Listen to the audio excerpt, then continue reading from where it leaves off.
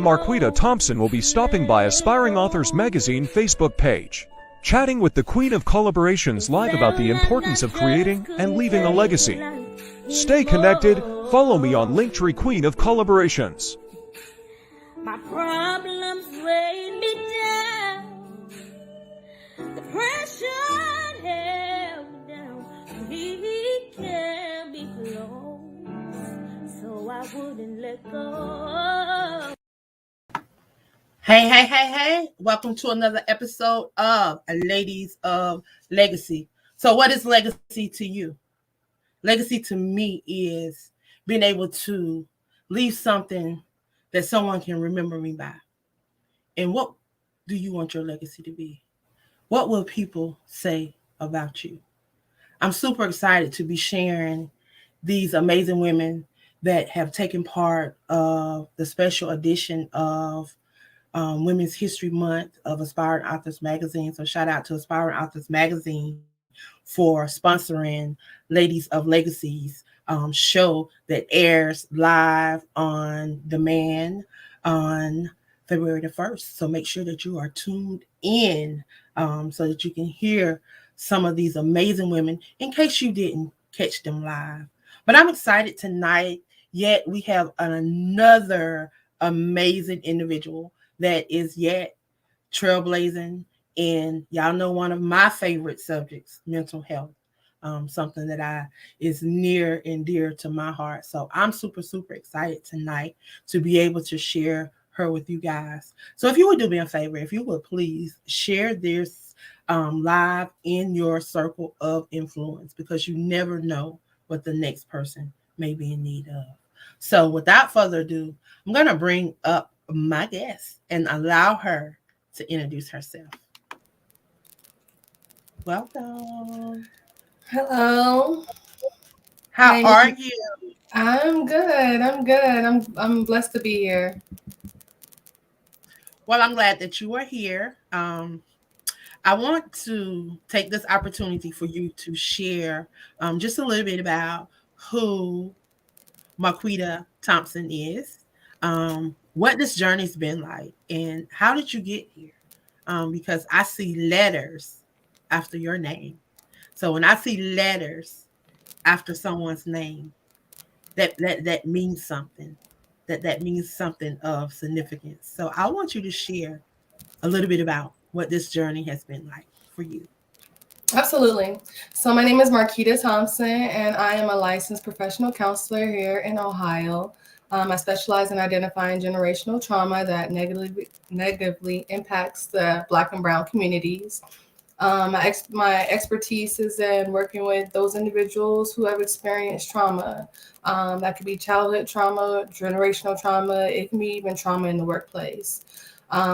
I thrive and I try to create a safe place for people of color to come and receive empowerment, to become advocates, and just be their own authentic, genuine selves.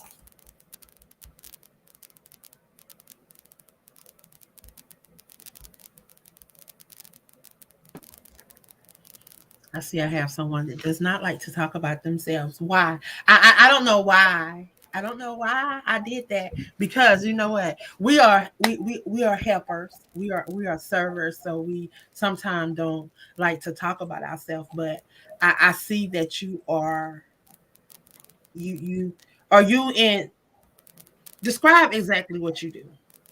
So I am an independent contract therapist. I graduated from mental health services, or graduated from Walden University, a clinical mental health counselor.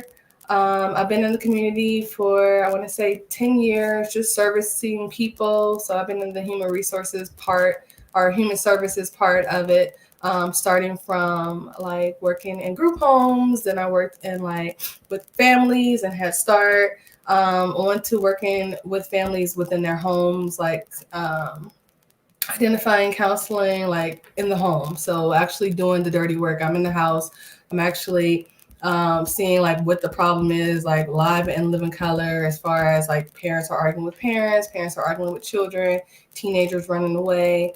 I then went to another company that was also a community counseling agency that served teenagers that would be in trouble with the law.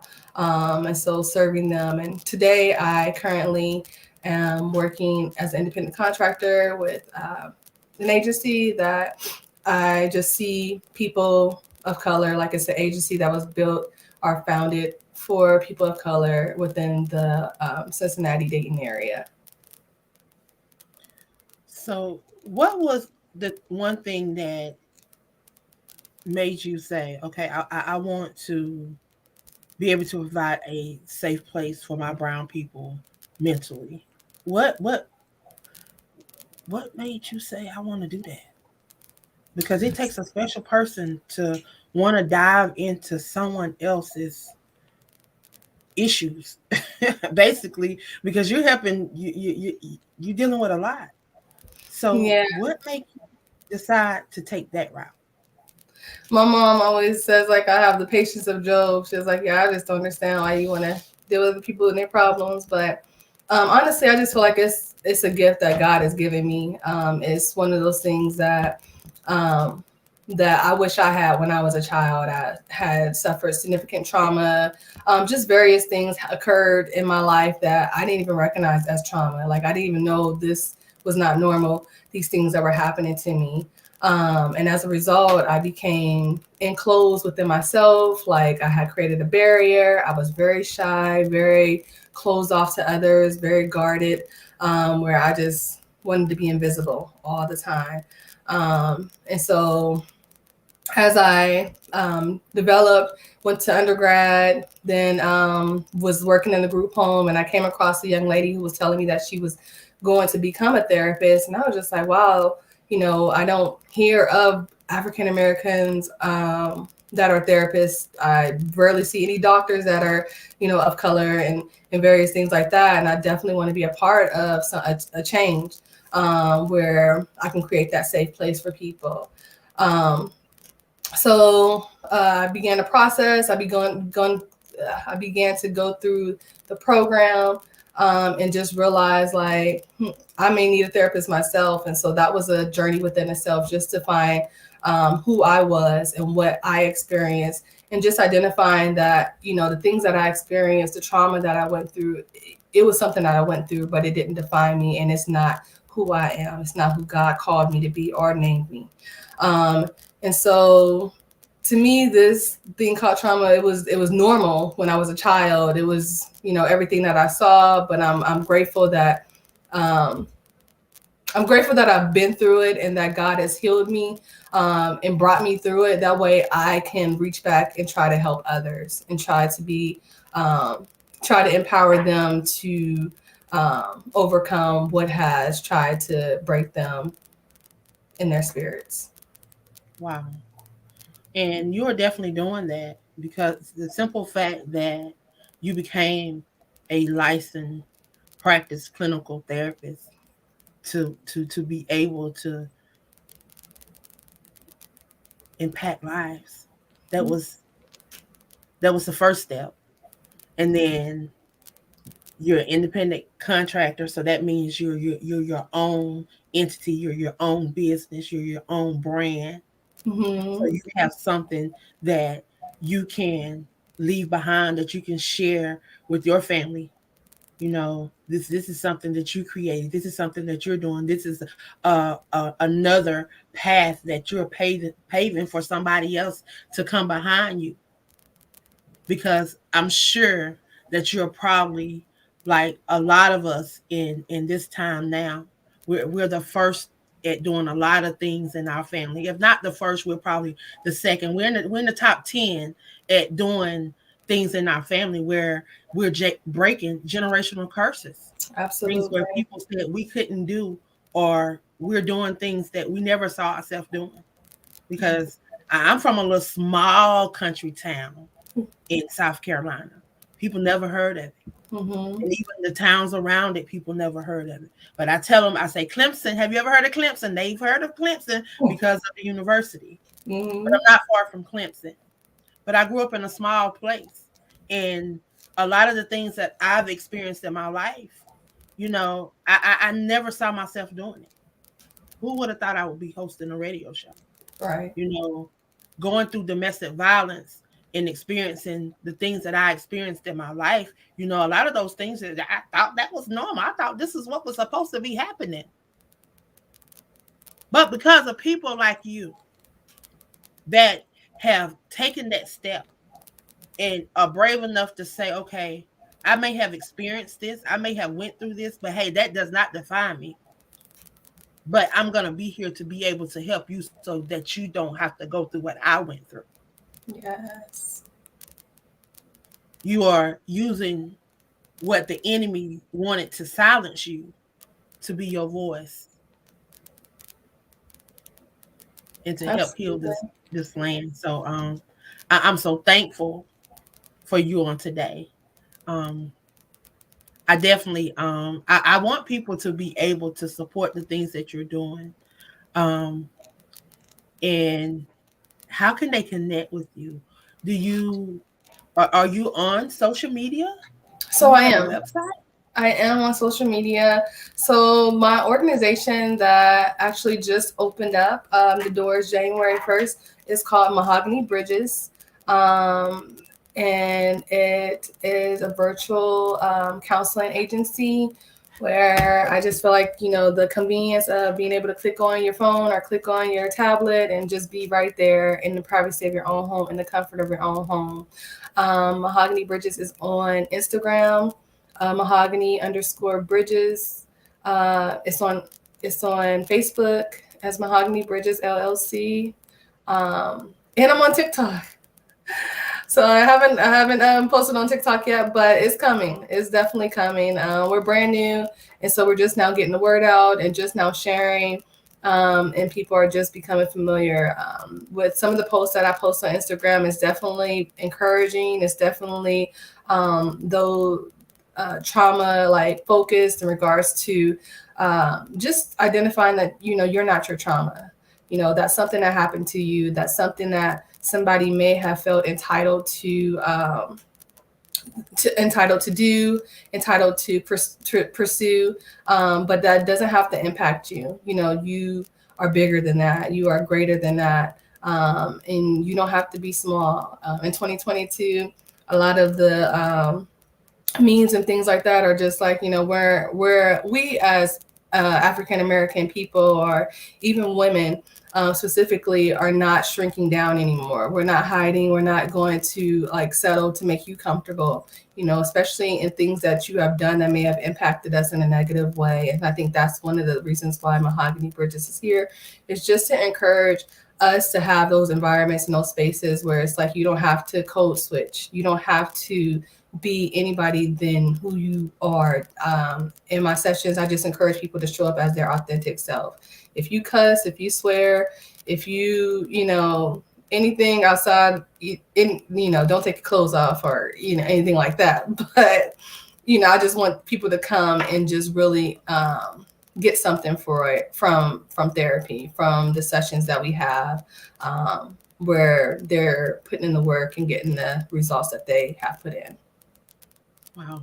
I call that the non-judgmental zone where I can be free to Absolutely. be me. Absolutely. So that is an amazing space to be able to be in, to be able to find your peace. I tell you, when you find that peace on the inside of you, that's when you will begin to have peace around you. And there's nothing like having peace. Absolutely, Angela.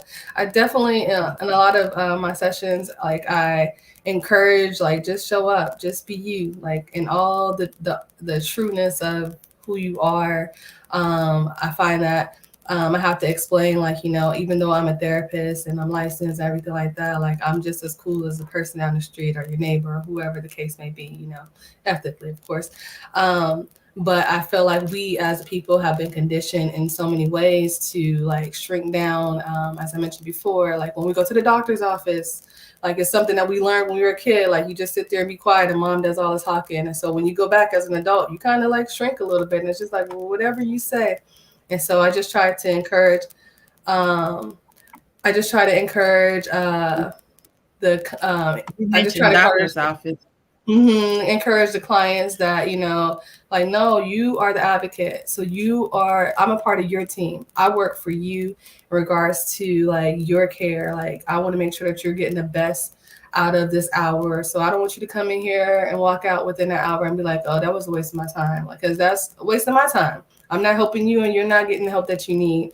And so yeah, just really encouraging that. It's just like, you be you and you show up as you. And it's like, if you don't like this, if you don't like what I said at that moment, say something, embody yourself. I'm there. I can receive it just like I'm telling you. You can tell me like, hey, Marquita, I didn't like that you said that. That kind of hurt my feelings a little bit. And we might process it. Like, well, tell me a little bit about that, and where that came from, or, but yeah, so that is definitely the space that I try to create. Unfortunately, Mahogany Bridges does not take insurance at this moment. I'm paneling with a couple of organizations to try to get some of the insurance panels, get panel with some of the insurance providers, but not at this moment. Again, we just started January 1st with our doors open, so it's going to take a couple of months to get there. Well, with your amazing coach, I'm sure you will be there in no time. Yes. You will be there in no time. Wow. It's just amazing to be able to have an outlet, to know that there are resources out here, because for so long, people have made us feel like that it was shameful to seek help, and that it was something wrong. They labeled you crazy. They labeled you all kind of labels, when all you needed to do was deal with what was going on. I battle with depression, like I share often. 15 years, I didn't know what it was because nobody never told me what it was. And I'm sure people before me dealt with it and they just brushed it off as whatever it is. Oh, that's just how so-and-so is. That's how we do as brown people. Yes. We brush it off. When people dealing with different types of mental illness, they brush it off. Oh, he just crazy. That's just how they is. That's not how they is. We need to get to the root of why they are that way, and what can we do to help them not be that way. Absolutely. And I thank you. Yeah, Angela, I think, again, going back to the conditioning of just like us as Black and brown people pushing down our feelings and shoving it down. I always tell people, or my clients, that, your feelings are just like not so much a trash can, but I equate it to like having a trash can, and you just push it down, and you never express yourself. And then eventually it starts to overflow. Any trash can, like you can't push it down no more. And then you're suffering. Like, depression is a symptom. Anxiety is a symptom. These are all symptoms of a root. There was something that happened. There may have been something traumatic that may have happened. There may have been something that there was a cause and there was an effect, basically, that occurred in that time period. So definitely, I encourage people to feel your feelings. Somebody walks into your office, like they're crying. It's not just like, oh, you'll get over it. Like, oh, you just keep on, just get through it. Just get through it. That's what we've heard so many times in our communities. And it's like, how has that worked for us? How has that impacted us? Has it been something that's been beneficial? We have been getting through it. We have been keep on, going and all that stuff for so many years, for generations, and it has not worked for us. And it's, I always try to encourage people, like, find you somebody that you can express yourself. And every therapist is not going to be your therapist. Find one that you can talk to, that you can take off the layers and just be like, I'm so glad that you can relate to me, that I don't have to explain like what the latest meme is, or what I don't know what Ply said. I don't know, just anything like that. Like, you just find somebody, and not a friend is good. A friend is always good, but I always try to think, like, would you go to a friend if you had a broken arm?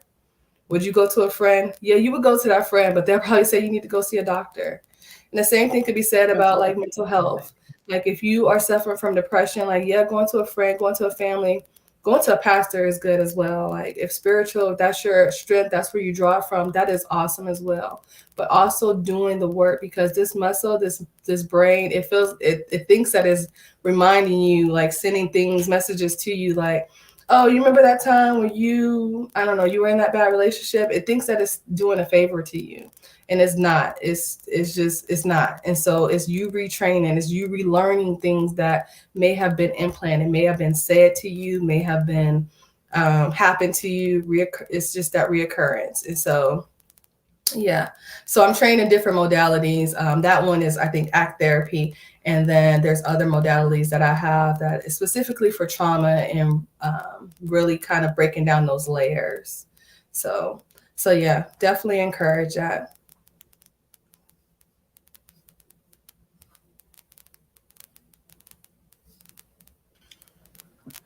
So the internet just decided it wasn't going to allow us to truly be great. Oh no. It always want to act up, but it's okay, because nevertheless, we keep it pushing. We keep it pushing. I tell you, one of the most important parts of this show is sharing about legacy. What is legacy to you, and what does that look like? What do you want your legacy to be? What is, and if someone could give your eulogy, well, what would you want them to say about you? Man. So my legacy is bigger than me. It's bigger than my family. It's about the community. It's about like the empowerment. I look at it, or I see it as passing the torch on to the next. If that's me helping a student like become a counselor, if that's me providing a service to a family who is like down on their luck because of COVID or whatever, me instilling in my sons and my daughters that it's okay to feel how you feel, to validate them and to encourage them to talk about it, because that's the only way that you can get through it, and not pushing it down or ignoring it, because that would do nothing but do more harm for you. So my legacy would be, I guess, just leaving this world a little bit better than when I came in. Like just and just honestly giving glory and honor to God, like making sure that my light is shining, that people see Jesus in me. Because without that, it's just like, what was this for? What was the purpose? And then my eulogy, what would people say about me? Man, I would hope that people would say that she was real, she was authentic, that she was honest, she was transparent and vulnerable in those times where I needed her the most. And she showed Christ in everything. So that's what I hope. Wow. What a legacy to leave behind. You're definitely paving the way for many in the mental health profession, the medical field, as we like to call it, because you don't see a lot of us walking in that.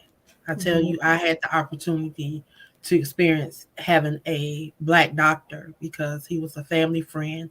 I'm from Anderson, South Carolina. Shout out to Dr. James Wimbush. He is a family friend, grew up in Anderson, South Carolina.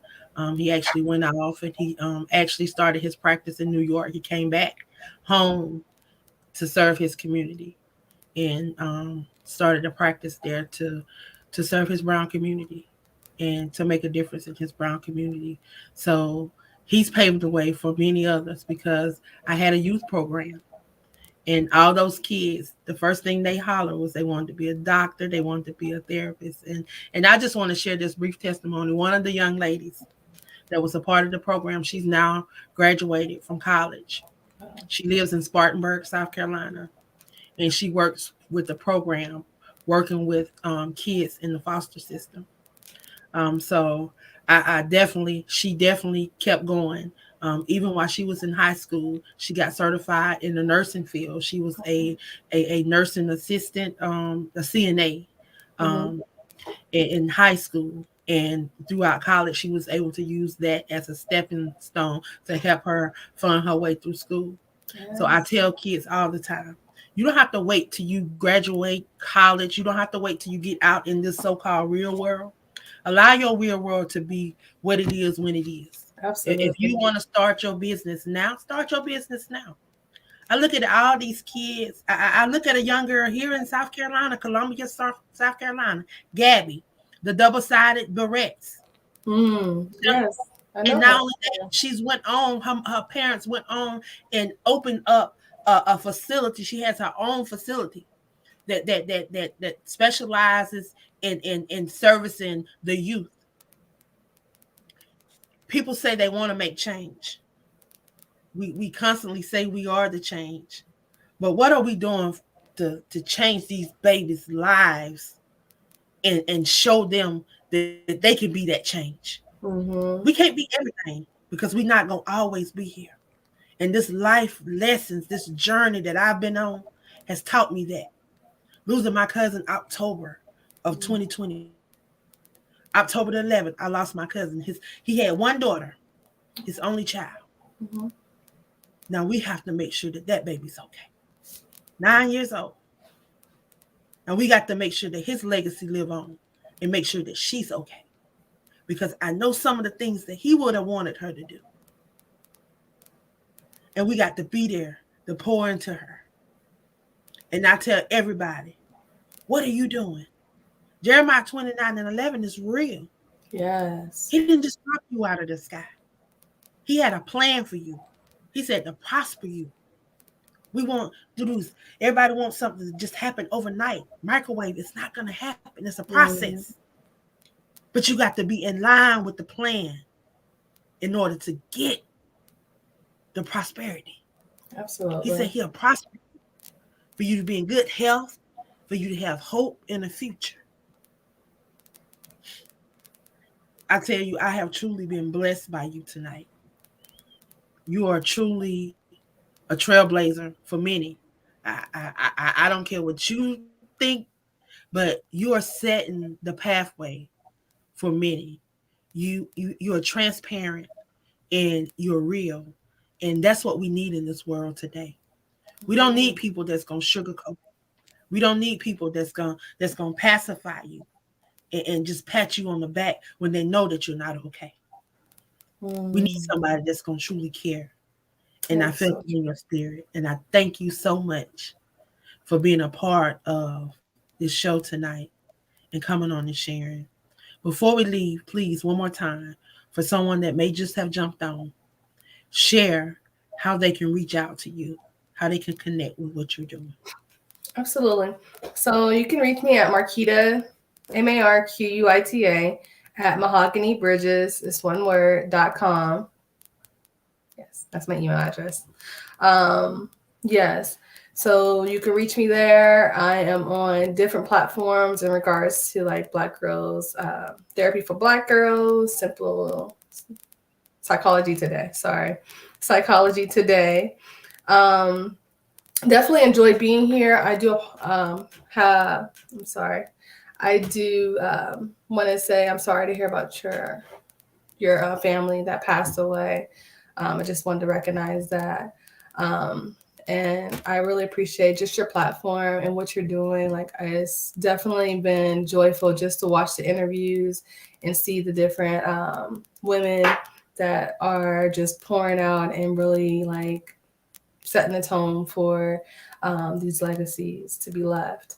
In the words of Issa Rae, I'm definitely rooting for everybody Black. So I'm here. Appreciate it.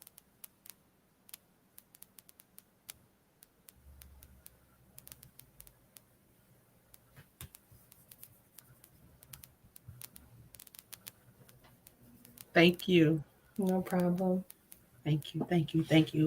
Well, I want to thank everyone that stopped by tonight to share with us. It truly has been a blessing to me to be able to share this amazing young lady. I want to encourage you guys to go over and support her platform.